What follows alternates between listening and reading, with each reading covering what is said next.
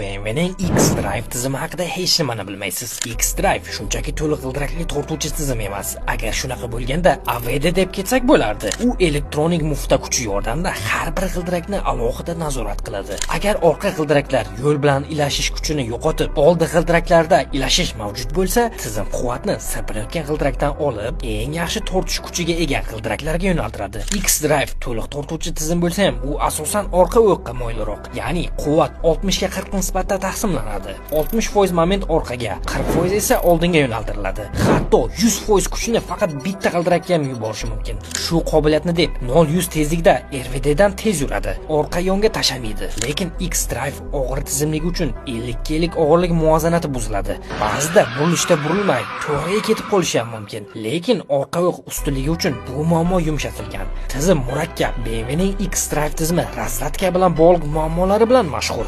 Bizning modellarda X-Drive tizimi bo'lmasa-da, katta tezlikda xavfsiz to'xtash uchun albatta sifatli tormoz tizimi kerak bo'ladi. Forgreendan yuqori haroratda ham o'zini sifatini yo'qotmaydigan, chiyillamaydigan va oporniga zarar yetkazmaydigan kalotkalar bor. Maksimum xavfsizligingizni ta'minlaydi. Murojaat uchun bemalol biz bilan bog'lansangiz bo'ladi. Nomerlar qoldirib qo'ydik.